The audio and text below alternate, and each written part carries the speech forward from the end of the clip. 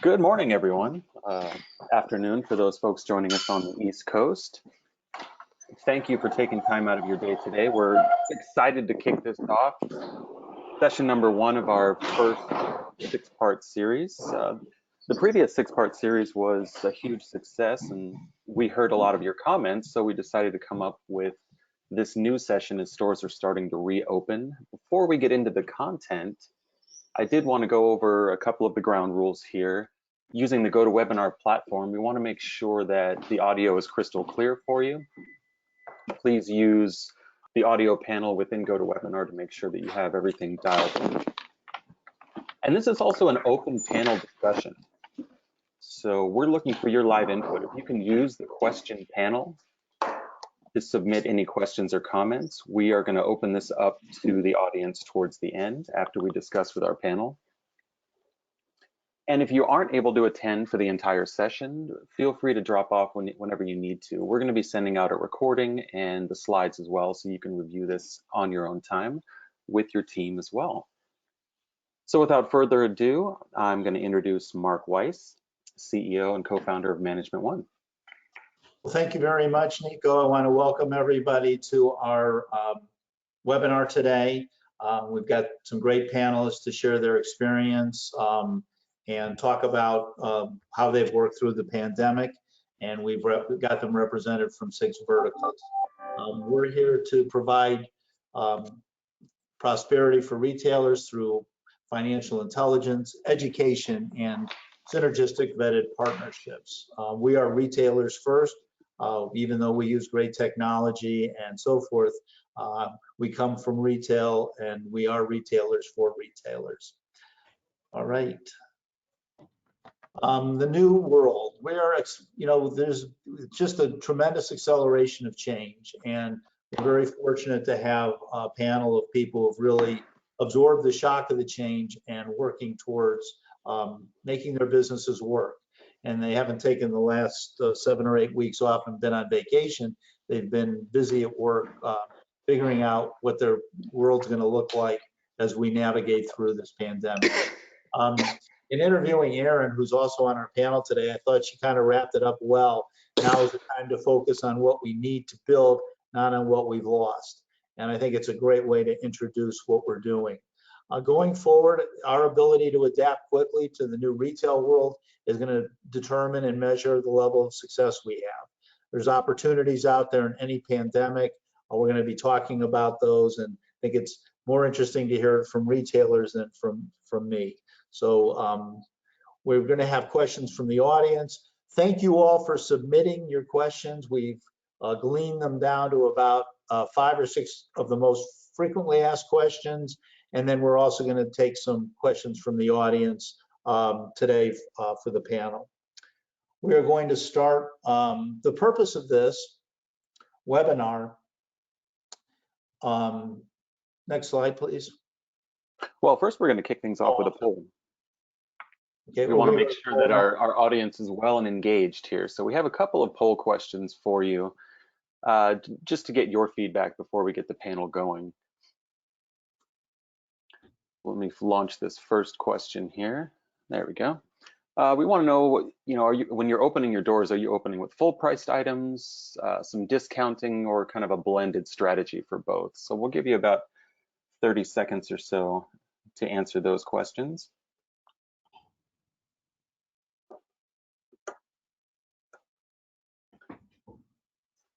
And then we're happy to introduce our panel as well. Yeah, I want to thank Murray Penner. He's CEO of M. Penner in Houston, Texas, it's a luxury menswear. Erin Hanbaum, CEO of Elise. She has 5 locations in fast fashion in Arkansas, Kentucky, and Texas. Rick Ravel, CEO of Caravel Shoes. He has 2 locations in Texas and Comfort Footwear. Rita Phillips, she's the director of Iowa State University Bookstore, College Bookstore. John Hambleton, CEO of Islanders Coastal Outfitters, Surf and Activewear. And Julie Jennings, CEO of Uniquities, higher-end contemporary women's fashion, and has 5 locations in North Carolina. Okay.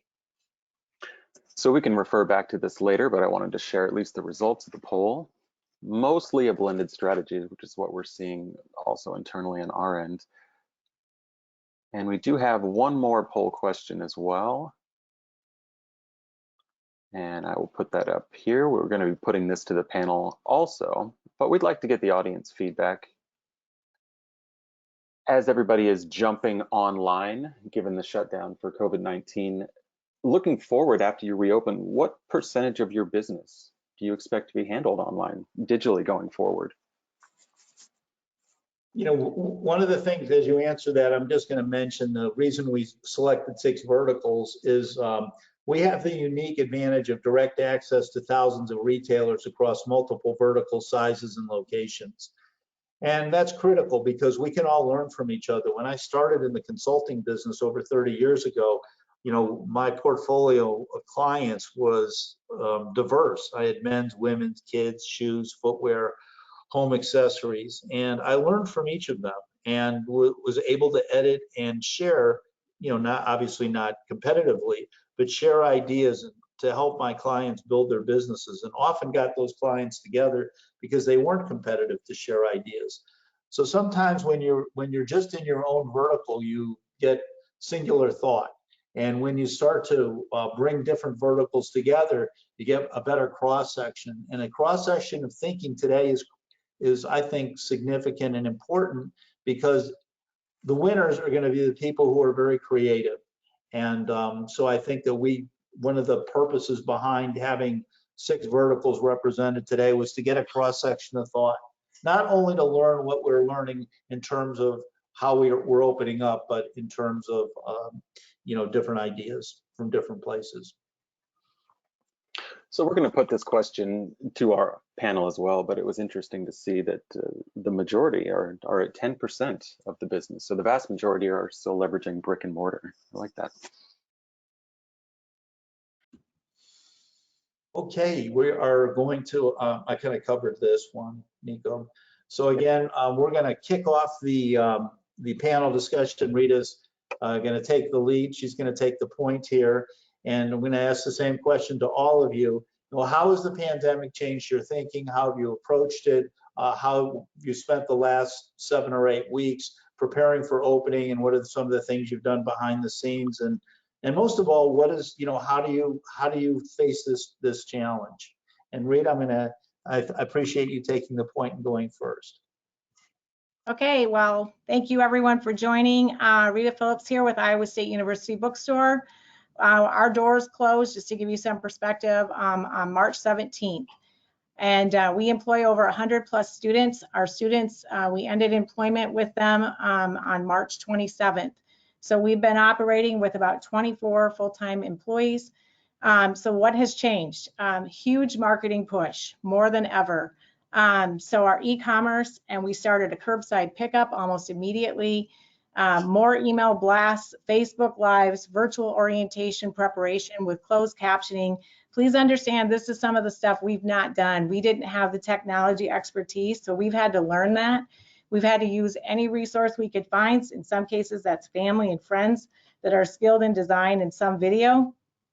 And now we're gearing up for virtual orientation for appointments using software where students and parents can have virtual face-to-face opportunities to increase their knowledge on our textbook reservation program and our what we call our major success program, which is how they secure their Apple or Dell computer that's needed for their major.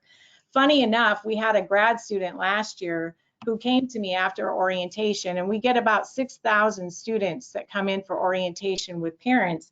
And he said to me, you know, Rita, we would do even better in technology sales if we would have these virtual living room conversations where when parents and students leave and they have not secured their computer and their technology, if we followed up with them and let them have virtual you know, living room conversations where we would just do like a Zoom call with them or face-to-face, you know, through the computer, we'd probably capture more sales. And well, the management team thought that was a great idea, except that time, resource, money, yeah, we can't do that. And wouldn't you know, a year later, this is exactly what we're doing. And so this grad student is the one that really helped lead us into that thought process because he had taken us through that process of what that would look like. So Creativity, productivity was needed the past 8 weeks more than ever. We have connected with faculty, departments, students, foundation, alumni in any way that we could, more than what we have done in the past. And by doing that, I do believe that the university does deem the bookstore as mission critical, as everybody had to move to online instruction and so forth. But I also think it demonstrated our relevancy. So I did have to create a reopening plan that had to be approved by our university. It goes through many hoops when you're at a university that's, when your bookstore is owned and operated by the college or the university. So my safely reopen plan is now scheduled for June 1st and has been approved by the university. So that's where we're planning. So I'm anxious to hear about how reopening plans have gone with the rest of the retailers on this panel. Thank you very much, Rita. I appreciate that.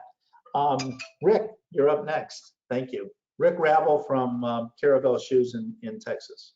We're an 83-year young company. We were the second Buster Brown shoe store in the United States. We now have evolved into a comfort shoe store, prices from $60 to $400. We have a 6,000 square foot facility, which is our main location in Central Austin. We keep 16 on the floor. We closed March 23rd and then opened back up May 1st. During that time, our staff was furloughed for only 2 weeks, and they came back and we did a lot of remodeling, a lot of cleanup. We recognized that going forward, we were going to have to make some changes, especially for what the state required and what the government is suggesting. So we took half our chairs out. We put in from 65 chairs, we have 32 chairs in our store. We put in fitting stations. Most of our customers, the average age is 65 years old, and we are sit and fit. And we go from women's is about 50%, it was 50% of our business, athletic was 30, and men's was the balance. We do some orthopedic work, working with doctors and prescriptions. So we felt the safest thing to do was to make these little fitting stations. They're 5 by 5. We've still hands-on.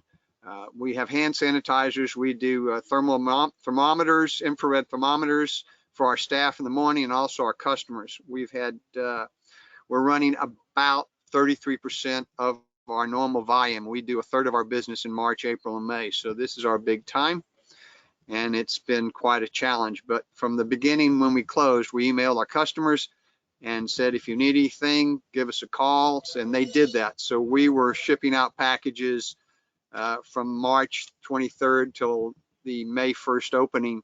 And it sort of just a little bit kept us going and kept us busy during that time.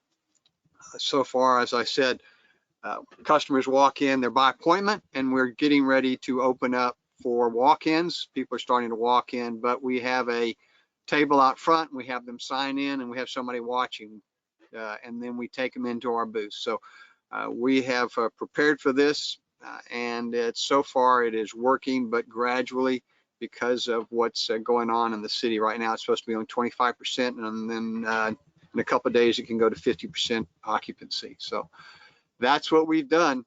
And we also did during that period, one of our staff, while he was off, said, I'm going to set up an e-commerce site, which we are now have an e-commerce site up and going. So we finally got that done. And so here we are today. Rick, thank you very much. I was wondering if you could send us a picture of the makeshift fitting areas that you set up, and so we can post that if you don't mind sharing. I'd be glad to. And we'll get that, Nico will get that out on in our deliveries. Murray Penner from M. Penner in Houston, you're next. Thank you. Thanks, Rick. Thank you, everybody, for tuning in. I'm Murray Penner. I'm from Houston. Our menswear, primarily menswear business, is 45 years old. And we closed actually voluntarily on a consensus discussion with our people on March the 16th. We were forced to close 3 days after that. The first thing that we thought of when this thing happened was the safety of our people. And we have taken that very seriously ever since. I will tell you, we've gone through all kinds of iterations of safety situations. And now that we have been open in one way or another officially for almost 2 weeks now, one thing that has become a challenge is that it becomes a little lax as we go along. We do take the temperatures of our people in the morning here, but we do not do that for our customers. We didn't feel like that was, we have a questionnaire for them. If they can answer our questions satisfactorily, we didn't feel like taking their temperature. We thought it was a little bit too intrusive, and we have a very loyal clientele that we trust. When this first happened, it changed me in a pretty dramatic way. The first thing was that I became frightened for my business for the first time in a long time. And I realized that there were so many things that we should have been set up for, not to prepare for a pandemic, just to be modern in our business. We had no online. We didn't do a lot of virtual. We did do a lot of social media and things like that, but in a way that, we know how to do it. Since then, we have engaged a company to help us with our website. We are 5 weeks into that. We plan to be live with all of our product in 2 weeks. We have gotten on with a group of people who have helped us learn the ins and the outs of social media and virtual selling, beyond sort of just what we know about how to post on Instagram. So this has been a real learning process for us. After the initial shock and kicking myself for not doing some of the things I knew I should have been doing all along, that was the last time I looked backwards. And in fact, we really have redefined our, the word routine is now the word change. And we think that anything that we always used to do is probably something that we should change. Now, we will never change our point of view, how we treat our customers, the satisfaction that we get when we see our customers out and about wearing our clothes, the level of service, quality of our tailoring in-house, and that kind of thing won't change, but everything else is open to change. So that includes our website, advanced social media, and virtual selling. We have needed to and now are going forward solidly with right-sizing our business. We are in negotiations with our landlord right now to decrease the space that we have, to move us into a little busier part of the center at about, let's say, not quite half of our current square footage, but close to that. Our rent structure and the way in which we built this business 14 years ago is no longer really valid. It's too clothing centric, meaning suits and sport coats. We do a great sportswear business, but we are going to be focusing a lot more on that. We will not go away from our luxury heritage. In fact, we will embrace it even more, but we will curate what we think luxury is much more tightly. And just because it's got a famous name that's known all around the world, that doesn't make it the only luxury there is. We will work very hard to make our product more exclusive from the big boys. We have tremendous competition here in Houston. And so we are looking at all different ways in which we can expand our product mix. Also, the experience that people have in our store will change dramatically once we get into our smaller area. We have no plans to widely promote at all until at least the middle of January or later.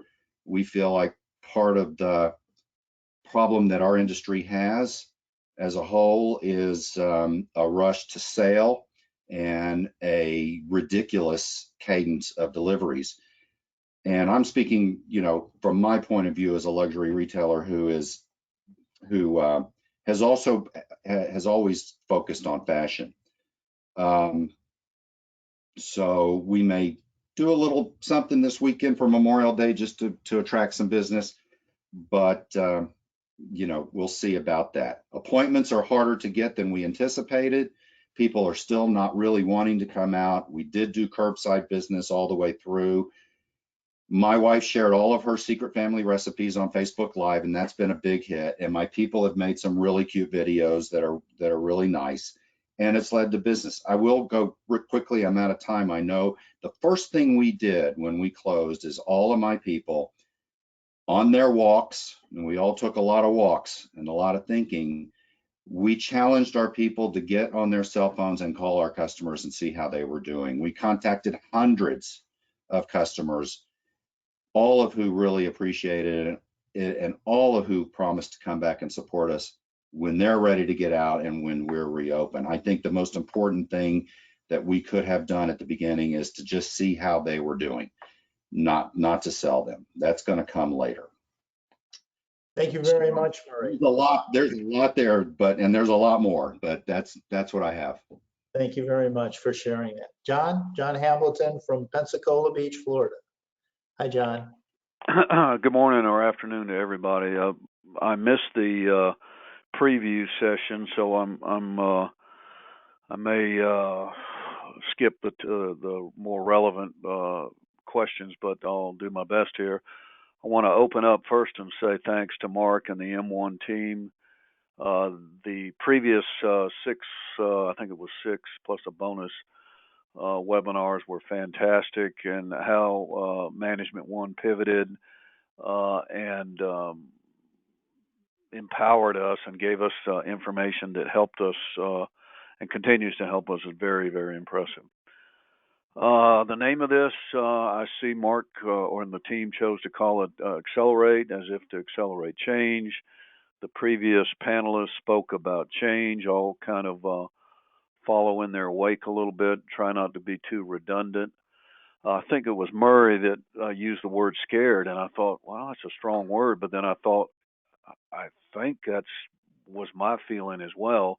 And I shouldn't say was as if it's past tense, but let's just say it's less so now. We in our Northwest Florida beautiful beaches are the beneficiary of statistics that enabled our governments to say, okay, we're going to progressively reopen. And when they progressively began this in early May, I hope this is encouraging to the rest of y'all. It was a shock to me, but it's been fantastic. And I wonder if this short-term fantastic, one, is going to be sustainable, but two, it makes me question the what might be the ignorance of the American public in the nanny state that gets some checks and say, hey, let's go spend it. We got some money. But it is, for now anyway, it is encouraging, and we'll see where it goes. Change. I will say that one focus for me personally, against the advice somewhat of Neil Esman, our analyst, was that I was and am mostly the one negotiating directly with our vendors. And I'll say that mostly I've been successful. I would recommend to the listeners to always play that card. Remember, the leverage you have is if you owe them money, you've got leverage. And if you want $1 of goods, offer them $1 of, if you have the ability, if you have enough liquidity to do this, offer them $1 of reduction in their aged invoices. And in some cases, we get $1 for $1. Some it's $1.50. Some it's $2 for everyone. But and some it's discounts. So each seems to be unique, and it's probably a reflection on how their balance sheets are looking, which you really don't have any insight to. But I would encourage now, one negative impact of this is it slows down the chain. It slows down because Susie's got to get a hold of her boss to get approval, and so it keeps you on the phone. It keeps you off the sales floors. It sucks into your time sinks. But I think if I could quantify it all, I think my time was, so far anyway, was well spent with these vendor negotiations. I should have started off with saying we have 3 beach stores. Been in business 40 years, super seasonal. We were forced to close from mid-March to May. Also, what may be relevant to others, unlike the previous panelists that sound like they are very mindful and probably rightly so, we have minimal PPE. And we are scratching our heads. Are we doing the right thing? I will say that we're not exceeding any occupancy thresholds, but we're not wearing masks, and nor are we requiring our customers to wear masks. And I should say, some of our staff chooses to wear masks if they have, elderly people in their family unit or whatever. But for the most part, we're not. And I can tell you that 99% of the people visiting the beaches are not wearing masks either. So watch your COVID stats and your news headlines and see if Northwest Florida is not the epicenter of the next resurgence of COVID. Let's hope not. And outdoor and lots of UV and hopefully all work in our favor. Other changes, and I'm near the end, so hang in there with me. I have personally gotten involved, and I have someone in the room with me right now that is engaged with our social media. I was very disengaged from it. I'm getting more engaged and more educated. I'm energized by it. That's probably one of the biggest, and I'm looking at my notes here. I guess that's it. I'm running out of steam. I'll let someone else take it from here. Well, thank you very much, John. And thanks for sharing your thoughts on the vendor negotiation. I know it's a hot topic, and we're going to have an entire webinar just on using data to negotiate with vendors, and might ask you back for some of your insights and successes. Up next, we have Julie Jennings. Julie owns 5 stores in Raleigh, Chapel Hill area in North Carolina. Julie, glad to have you with us. Hi, thanks, Mark. I probably have we've also been in business for 28 years, not as long as some of the 85 and 40 years. So what that means typically is businesses that have been in business longer it's harder to make changes and it's harder to move forward. I remember we had a regular phone, not a cell phone, until probably a few years ago. So keep that in mind. But we were closed from March 21st. We reopened on May 9th. We took that time, did not lay everyone off. We did not receive our PPP money until April 17th, but we used the time to build our e-commerce site. I didn't want to lay everyone off. I was worried. I wanted to try to do the best that I could to keep people employed. We knew that we always wanted to do it. It was one of those things that, we never had enough time, but we basically worked around the clock. And in the month of April, we did over $125,000 on our brand new, for our first month ever, our e-commerce site. So I put that out there to everybody. There's Shopify. There's so many ways that you can do it. And I can tell you it's for dummies. Anyone can do it. If I can figure out how to add all these apps, how to do curbside delivery and pickup, we figured it out. We had a really small team. We got all those products up there. We used our vendors' pictures. We took some pictures. I used my daughter's because when we were in lockdown, I thought it would look really bad to have, anyone else in them. And so now they're my models. One of my daughters is our TikTok model. She's earning her keep. But my goal here now is to be really planning for what's going to happen in the next year, or it could be 6 months. I feel like we could end up being closed again. I really do. I took my 19-year-old daughter to get her COVID test today. I'm working from home until we get those test results back. We are going to be living with this, all of us, and every one of you out there listening. You need to be planning for what you're going to do if your town or your governor shuts you down again. My plan is that we've got to keep our e-commerce going. We have to keep finding new products for it. We need to also offer, virtual appointments, private appointments, appointments before you open, appointments for after you close, curbside pickup, delivery. If possible, you have to make it work. But I do want to caution that the harder part is when you open, and it's not about the opening and having your little, station with your, face mask and gloves for people that want it, or their, hand sanitizer, before they come in. It's that people are still scared. We're really at only about 20% of our LY sales. So don't get overexcited that, the big day is coming. Be planning. How are you going to get, for those folks that are in states that aren't open, y'all better be figuring out, how are you going to get rid of these goods now? I always tell my staff, our clothing, and even, we're contemporary, is not like fine wine. It doesn't get better with age. Figure out how you're going to get rid of it. Whatever that means, that's our basic goal, but that's what we have built. That's what we're trying to stay relevant. We're trying to prepare for any of this stuff that's going to continue. So for those of you that haven't opened, just be thinking about, really continuing to negotiate with your vendors. Some are going to be zero. Some may be 40%. There's going to be some in between. But the longer you wait to negotiate, the less discounts are going to be available. We started way long ago in April, and I still have a stack, but everyone needs to be working around the clock right now if you're gonna survive and thrive. And that's it.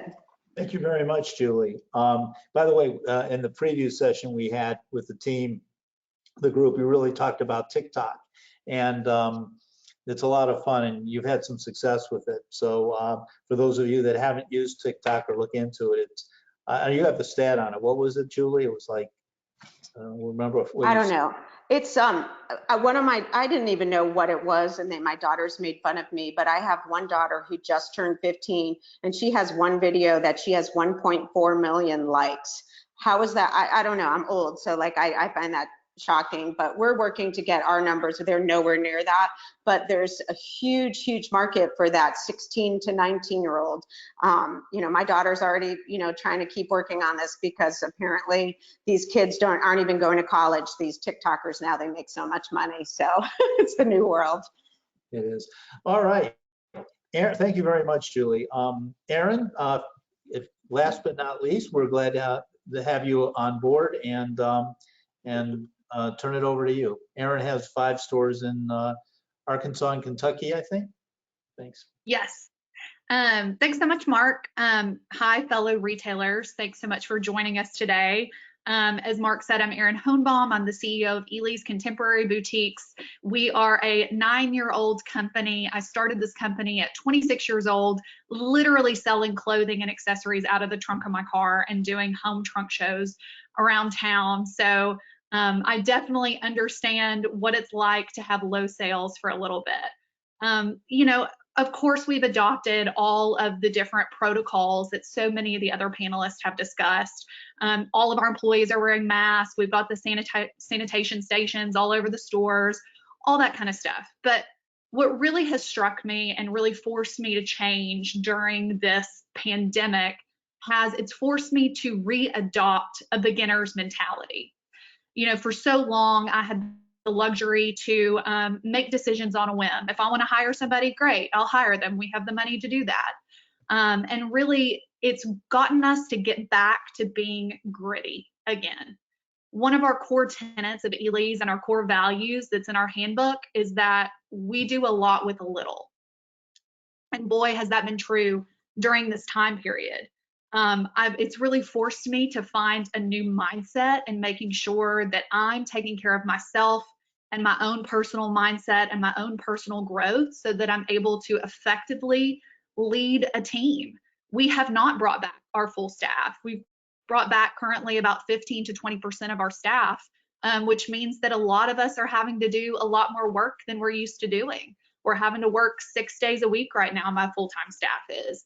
And it's really important that if I'm not in the right frame of mind, or if I don't have that vision that I'm holding on to, it might have to change day by day. But if I'm not holding on to that vision, where I'm able to effectively lead our team and get them on board, then we're going to be lost. And it's so easy to get lost and drugged down by the news, by the uncertainty. So that's really, really important for us.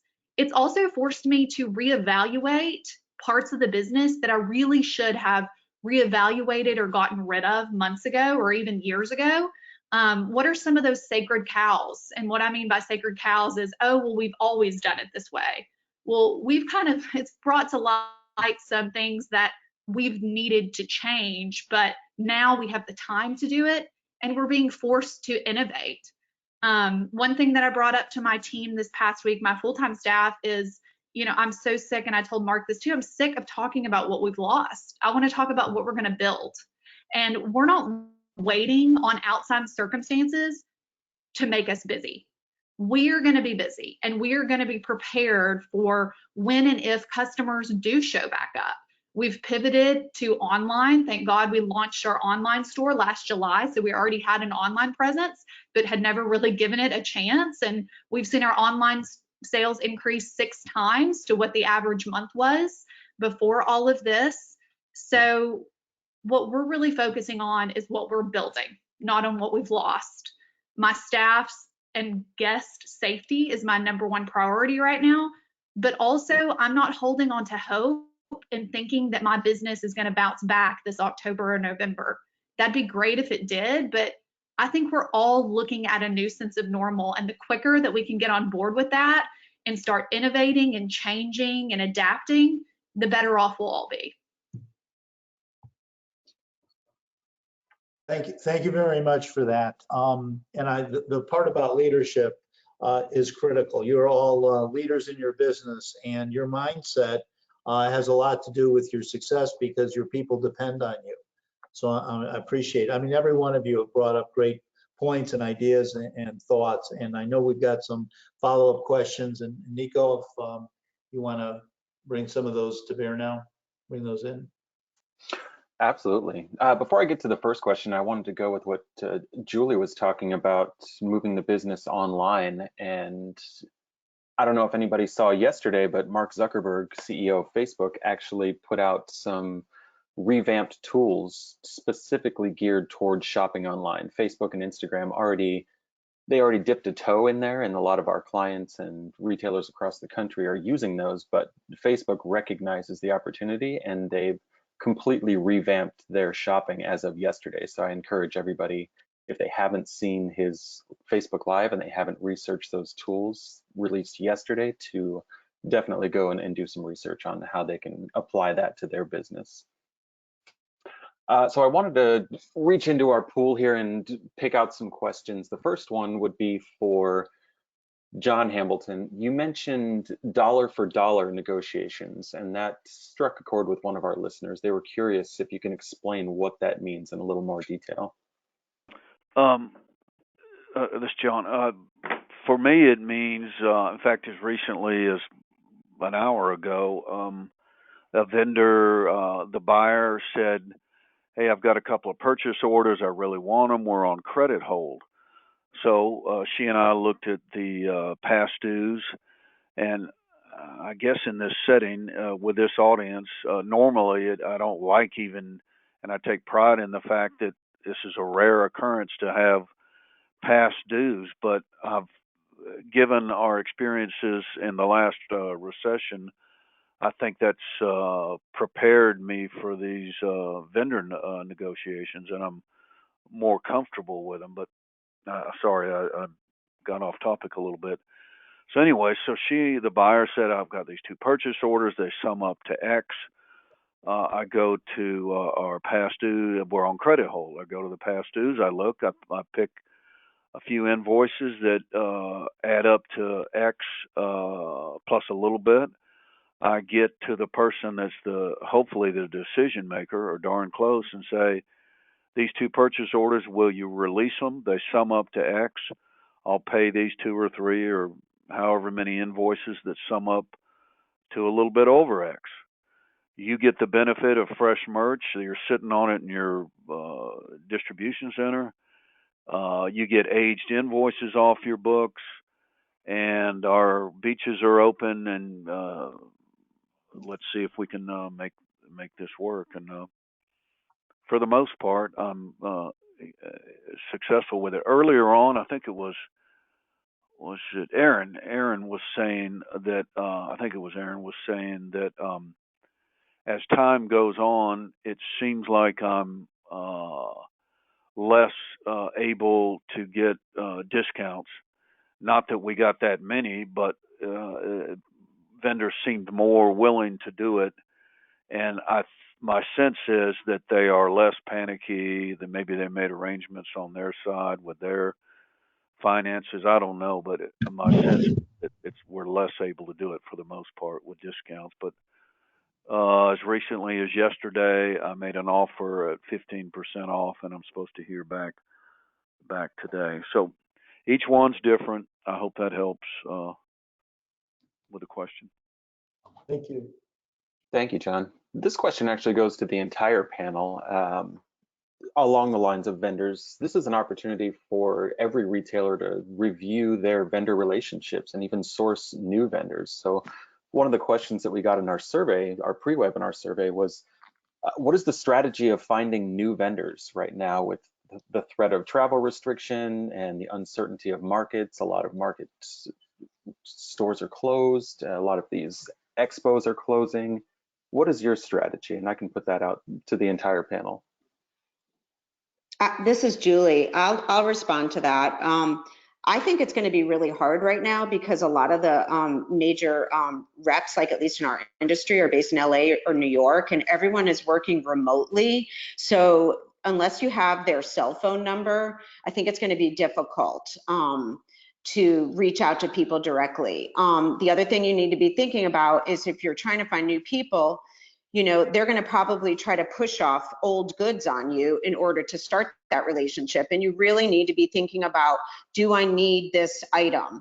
Everything that you agree to take in, you should be looking up to see if it's marked down. If it's marked down somewhere, you should not take it in. But you'd be surprised. I've had a couple of vendors just say, basically, this, you have this on order. Why can't you take this in? I was like, because it's 40% off at Neiman Marcus. And they're like, well, you ordered it. And I'm like, well, I will die before I take in anything that is already marked down if it's a, you know, a permanent markdown. So just be ready to, you know, kind of get your boxing gloves on a little bit, you know, because there are going to be a lot of really difficult conversations for a long time. This is Rick. A couple things. First, in regards to John, I will tell everybody, having been doing this for a long time, the one thing you don't do is do not hide from your accounts payable people that call you. Return the call even if you cannot pay them and you've been out. No phone call or hiding from is probably the worst thing you can do. That's something from experience. When it comes to new vendors, we usually drop 30% of our vendors and add maybe 2 or 3 and try to build with the ones we had. But what we're finding is now that we had a vendor that actually turned us down 6 months ago because of somebody down the street. And I was on another seminar and they were on it and they called and said, we want to sell you now.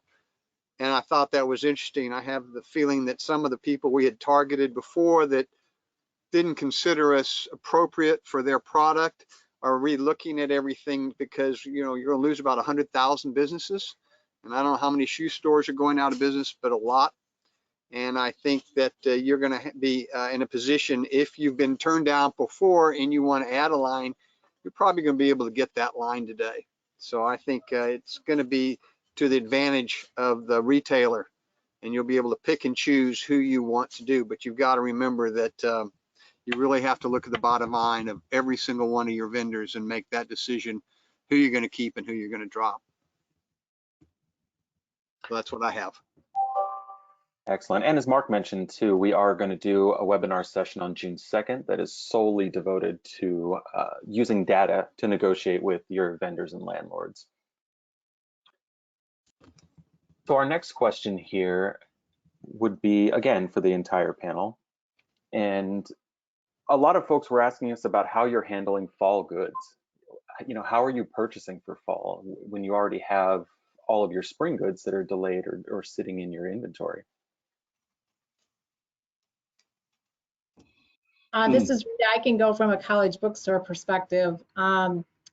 based on some information we got from our management one analyst, he basically told our buyers who were very lost, you know, like, how do we do this? And so we have several different platforms that we're using. But the first one was really do that assortment or that ABC model. So looking at all of our vendors and the items that we were purchasing, you know, what's our A product that sells day in, day out that we got to have? What is that B product that's going to sell, but it might take a little bit longer, the turn might be a little slower? And then what is that C product that we can just cancel, get rid of, whatever? So when we started looking at that and knowing that all instruction was moving online for summer and we couldn't have orientation in here in June, we decided that it was best to just cancel tank tops, summer goods, that kind of thing. And when you live in the Midwest, you got to have sweatshirts and coats and all that kind of stuff for football season. So what we did is we basically shifted our open to buy so that we were taking that open to buy now and really sourcing product for fall that much of which had already been sourced. I'd say the challenge that we're dealing with right now is that we have vendors canceling on us. We have some vendors that we've used in the past. They're not canceling all items, but maybe the holiday buy is canceled in a few fall items. So now we're sitting with quite a bit of open to buy, and now it's just trying to find those right vendors so that we can source. We also are using a lot of local vendors. So to kind of answer that last question a little bit, always looking for creative ways. And so I always tell my staff, you're out there on social media, use that social media to generate ideas and create ideas for the store. What are things that they're doing that we could be doing differently? And so one of the things I noticed is that seniors that were graduating from college had signs, yard signs that they were promoting. Parents were promoting them. And so it was like, okay, why don't we have yard signs? So within 2 weeks, we sold over 400 yard signs for a total of $8,000 out of our gift department. And that was just sourcing through a local vendor because some of these large vendors have been hard to reach. They furloughed their employees. So that's been difficult too. But we've done a number of different PO projects here to help our buyers understand what they should buy, what they shouldn't buy, and really to take a look at their product line. And I'll use 2 examples. We have a supply art buyer where we've been overbought on pens and pencils. So, you know, you do that assortment project. How many black, how many red, how many blue pens do you have, and how many do you really need? And then what's that ABC, and what's the best, and which ones can we get by without? Or I've challenged our clothing buyer, how many baseball tees do we have? And how many do we really need? And sometimes you become over assorted and you give the customer too many choices. And so that's really been beneficial to take a look at some of those PO projects that we've done. And I think when this is all over, we will be better retailers and our buyers will definitely know the product that they're selling. Thank you, Rita. I also wanted to put that same question to Erin as well. You know, in fast fashion, fall is going to be much more affected, I think. Yes, definitely. So I was actually going to hop in after Rita because a lot of what she said, even though she's a bookstore, resonated with me as well. First of all, I love how she said, you know, the A, B, and C players with vendors, as I don't have any space to put orders in with C players right now. So those are automatically off my list. I've also made note and paid attention to how our vendors have handled the current situation. How have they responded to us? How have they worked with us? And I've had a couple of vendors that have not been kind or understanding given the current situation. And I've decided that I'm not going to move forward with those vendors. I just don't want to do business with those kind of people or those kind of businesses. So I'm definitely paying attention to that. I'm also, you know, with fast fashion, we have a little bit of an advantage that we can react more quickly, but also we're at a disadvantage that fast fashion, they will cut short. A lot of times you have goods canceled. That's my everyday life, just period, in fast fashion. And I know that it's going to get even worse moving forward. So for me, and what I've told my team is we've worked really hard to build a lot of strong relationships with our top vendors. And so really staying in touch with them, especially during this time, even if we can't take goods right now, making sure that we're checking in with them, that we're asking the hard questions about what fall looks like, that we're checking in on them. How are they doing? How is their business surviving this?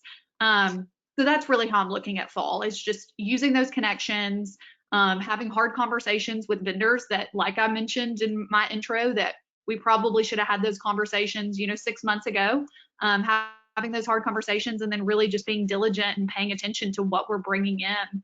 And like Julie said, earlier, talking about she doesn't have space on our floor, we're paying attention to, can we really sell this at full price? So just being extra diligent. Excellent. I also wanted to touch, go ahead. Well, this is Rick. The shoe industry, you have to buy 6 months in advance. So our fall is already placed. We buy 60% of what is budgeted. We work with Richie Sainer and been working with him for quite a few years. One of the advantages for us is that our fall goes from October 1 to December 25th. So we have a very short fall period, but we're going to wait for the probably through the end of June, and then look at our open to buy based on the new open to buy that we get, and then decide if we're going to cancel anything. But you need some history behind the thing. This is where, for open to buy, you got to have a history. So we're trying to get 2 months underneath, and then we'll look at fall and make the decision what we're going to keep and what we're going to cut. That's perfect. Along those lines as well, I'm just going to say that, excuse me, Nico, I just wanted to say that, looking at data, one of the benefits of what we do is we get to look at data every day and make adjustments and learn from, as the period goes on. And I think that Rick brings up a good point. The longer that you can wait to make some of your final decisions will give you a little less uncertainty in the decisions that you make. And we've worked hard to be very holistic in the planning side of it, to not only look at the trends, but there's been opportunities in certain classes that have done really well, that we're learning. Most of our clients have gone to e-commerce, and we're picking up their e-commerce business and learning what's working there. So there's not as much data. There's certainly a history. There's ongoing data. We pull numbers every day. So there are some trends that you can begin to learn from. But that was a good point. And to the extent that you can hold off on your final decisions, and also work with some of your vendors who are working with you, so that you can have flexibility and have some nimbleness. Sorry, Nico. No, thank you, Mark. That was great. The follow-up question, actually, inventory-wise, we're talking about moving online. Some of our panelists have several locations. One of our audience members was asking, are you planning your online inventory separately from your in-store inventory? I can take that. This is Julie. We are not yet, because we don't know how this whole omni-channel thing is going to work, and we certainly don't want to have any more exposure. But we are using the inventory from all of the locations, putting it on our website. Shopify is what we're using, and we can pull from that. Everything is all linked up now, mostly correctly, and we try to have the inventory in the store where we mostly ship out of, which is our headquarters in Chapel Hill. But we also have the ability that one of the other locations can just ship it directly to the customer.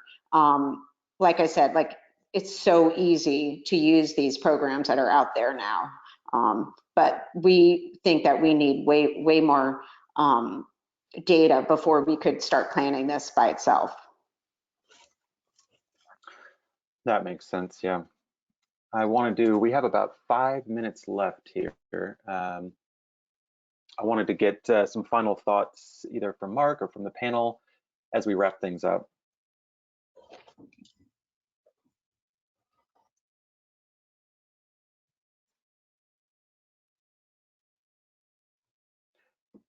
Well, I just real quick, this is Rick. I can say that, you have to look forward. You can't look back.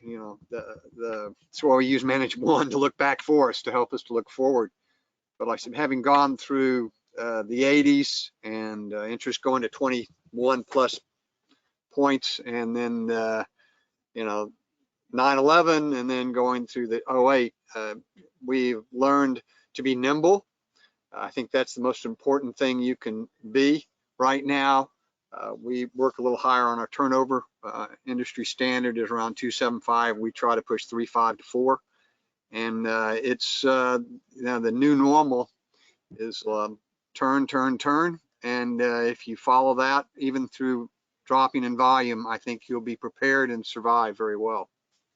Yeah, I think that's well said. And I just follow up and say that, right sizing your business. I think that, there's going to always, we've gone from uncertainty, which will continue, to a certain level of frustration because you're all independent specialty retailers and you've got a lot of balls to juggle right now. Many of them were identified today. Hopefully this help provide some ideas and some solutions. But we're going to a very creative part of the world of our jobs and our lives, and I think that was expressed very eloquently and articulately in today's webinar. From our standpoint, we're going to try to stay a half a step ahead if we can by looking at data.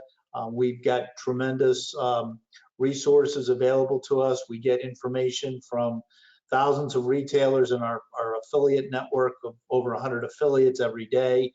And we're going to do everything we can to collaborate with our community, with all of you, to keep you up to date and try to help you find solutions and work with you to the problems that you need to identify and prioritize. I want to thank the panel for joining us today. I want to thank Nico for putting this together. I want to thank my team and all the retailers who support us, that we support in return. So thank you. Nico? Thank you, Mark. I also wanted to, as we wrap things up, let folks know that our next session is going to be next Tuesday. We are going to be discussing how to right-size your business. Forgive me, I can't remember which panelist, I think it was Murray, mentioned right-sizing your business to handle this pandemic. So we're going to have a full hour devoted to that with Paul Erickson here at Management One. And I encourage everybody to go to management-one.com and make sure and register for the next session. And we also wanted to put out, for those of you who haven't downloaded your free copy yet, we've put together all of the strategies that we have pulled from our current clients, from a lot of our webinar attendees in the previous session, and we organized all of the thoughts into a retail recovery playbook. And we're happy to share that with anyone and everyone for free, just to help guide us through all of the uncertainty here. One final thought, and it's in our 6th webinar, I think. If you could just go back to that slide for a minute. Oh no, the 5th is connecting to your customers. It can't be done gratuitously. I think Murray talked about how in the beginning they called all of their customers just not to sell them anything, just to check in and see how they were. And it wasn't in a gratuitous way. It was in a real honest, sincere way. You have all these relationships with your customers. But one of our clients will be on that session, and I'm going to steal a little of his thunder. But he said, it's not about what you sell; it's about who you are. And obviously, he said you have to sell to be who you are. So obviously, there has to be transactions involved. But the kind of creativity that they're working on in their business to connect to their customers is highly creative and different than some of the things that I've seen in the past. I would challenge everybody that's listening, and especially to our panelists, that over the next couple of weeks, as you engage with your customers and you open your doors and you learn from the things, you start thinking about new ways that you can connect to your customers. You've already opened up the door for a digital relationship with them, but think about how that can build and how you can expand on that. Again, I want to thank everybody for joining us. I wish you all good safety, good health, and appreciate you participating with us today. If we didn't answer your questions, send them in and we'll do our best to get back to you. Thank you so much. Thank you, everyone. Thank you. Thank you, panelists. You were great. You were spectacular. Well, thank you. Thanks, and good luck to everybody. Thank you. That's John. Bye. Bye-bye, guys.